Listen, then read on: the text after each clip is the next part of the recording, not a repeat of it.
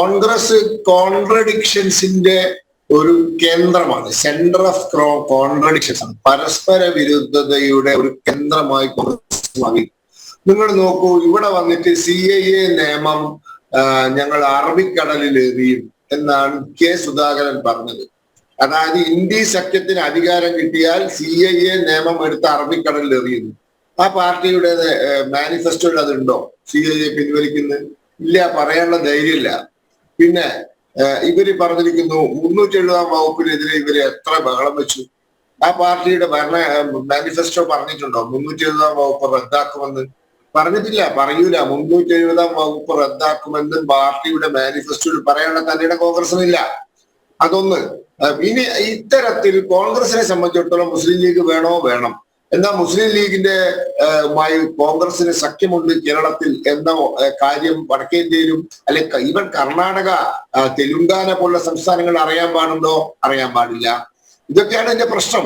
കോൺഗ്രസ് അത്തരത്തിലുള്ള, അതായത് ഒരു രാഷ്ട്രീയ ഗതികേടിൽ പെട്ട് അങ്ങനെ ചതുപ്പ് നിലത്തിൽ കുടുങ്ങിയ ഒരാളുടെ അവസ്ഥയാണ്. ഈ ചതുപ്പ് നിലത്തിൽ കുടുങ്ങിയാൽ എന്താ ചെയ്യുക? അനങ്ങാണ്ടിരിക്കണം. അവര് ചവിട്ടി ഇങ്ങനെ പിടച്ചു കളിച്ചാൽ താന്നു പോവുക. ഇപ്പൊ കോൺഗ്രസ് ഒരു ചതുപ്പിൽ അവർ തന്നെ ഉണ്ടാക്കിയ അവരുടെ തെറ്റായ നയങ്ങളും അവരുടെ നിലപാടുകളിലുള്ള വൈരുദ്ധ്യവും എല്ലാം കാരണം അവർ കഴിഞ്ഞ കാലങ്ങൾ ഭരിച്ചപ്പോൾ നടത്തിയ അഴിമതിയും സ്വജനപക്ഷപാതവും എല്ലാം കാരണം കോൺഗ്രസ് ഒരു വലിയ എന്താ പറയാ ചതിക്കുഴിയിൽ പെട്ടുകിടക്കുകയാണ്, ചതുപ്പ് നിലത്തിൽ പെട്ടുകിടക്കുകയാണ്.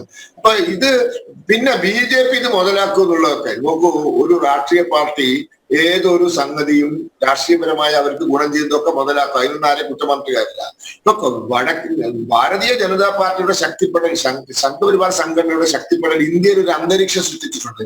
ആ അന്തരീക്ഷത്തിൽ മുസ്ലിം ലീഗ് അംഗീകരിക്കപ്പെടൂല. അപ്പൊ കോൺഗ്രസുകാർ വടക്കേന്ത്യയിൽ പറയുന്നതല്ലല്ലോ കേരളത്തിൽ ചെയ്യുന്നത്. കഴിഞ്ഞ തെരഞ്ഞെടുപ്പിന് കുറച്ചു മുമ്പ് ഓർമ്മയില്ലേ, റിജിൽ മാക്കുറ്റി എന്ന് പറയുന്ന ഒരു കോൺഗ്രസ് നേതാവ് പരസ്യമായി പശുവിനെ ഇറക്കി.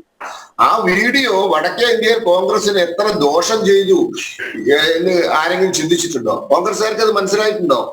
അപ്പൊ ഇതാണ്, ഇവിടെ ഒന്ന് ചെയ്യുക, അവിടെ അതിന് പരസ്പര വിരുദ്ധമായി ചെയ്യുക. അപ്പൊ ഇങ്ങനെ രാഷ്ട്രീയപരമായ ഗതികേടിൽപ്പെട്ട് ഉഴലുന്ന ഒരു പ്രസ്ഥാനത്തിന്റെ എന്താ പറയുക നിലനിൽപ്പിന് വേണ്ടിയുള്ള ഓരോ കസർത്തുകളാണിത്. അപ്പൊ അതുകൊണ്ട് ഇവരീ പറയും പോലെ കൊടി വേണ്ട തെരഞ്ഞെടുപ്പിൽ ഞാൻ ചോദിക്കട്ടെ, കേരളത്തിലെ 19 മണ്ഡലങ്ങളിലും നാമനിർദ്ദേശ പത്രിക സമർപ്പിക്കാൻ കോൺഗ്രസ്സുകാരും UDFകാരും എങ്ങനെയാ പോയത്?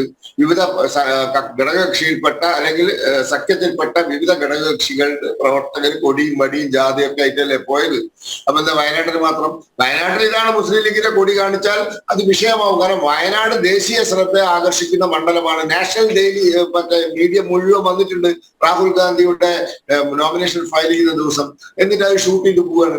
BJPയും അതിനെ നാഷണൽ ലെവലിലേക്ക് ഉയർത്തി. കാരണം സ്മൃതി ഇറാനിജി വന്നു, എന്നിട്ട് നാമനിർദ്ദേശ പത്രിക സമർപ്പിക്കാൻ വന്നു. അപ്പൊ അതൊരു ദേശീയ ശ്രദ്ധ ആകർഷിച്ച സ്ഥലമാണ്.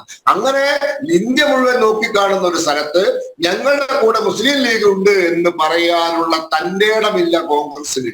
ഈ തന്റെ ഇടമില്ലായ്മയാണല്ലോ കോൺഗ്രസിന്റെ വലിയ പ്രശ്നം. സർദാർ പട്ടേലിനും ഇന്ദിരാഗാന്ധിക്കും ഒഴികെ നല്ല നട്ടലുള്ള ആൾക്കാർ അതിനകത്ത് പണ്ടേ കുറവാണല്ലോ. അതിന്റെ ഒരു പ്രോബ്ലം കൂടി ഉണ്ടല്ലോ.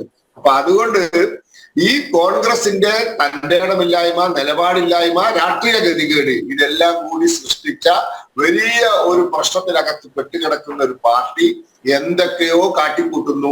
ഈ തെരഞ്ഞെടുപ്പ് ഒന്ന് കഴിഞ്ഞു കിട്ടാൻ, ഈ തെരഞ്ഞെടുപ്പ് ജയിക്കാം എന്നൊന്നും അവർക്കൊരു വിശ്വാസമില്ല. അങ്ങനത്തെ ഒരു വിശ്വാസം അവർക്കുമില്ല, ഈ രാജ്യത്തിലെ മാധ്യമങ്ങൾക്കുമില്ല, രാഷ്ട്രീയ നിരീക്ഷകന്മാർക്കുമില്ല. ഈ തെരഞ്ഞെടുപ്പ് എങ്ങനെയെങ്കിലും ഒന്ന് കഴിഞ്ഞു കിട്ടണം അവരെ സംബന്ധിച്ചിടത്തോളം. അതിനുവേണ്ടി കാട്ടിക്കൂട്ടുന്ന കസർത്തുകൾ മാത്രമാണ് ഇത് എന്നാണ് എനിക്ക് പറയാൻ.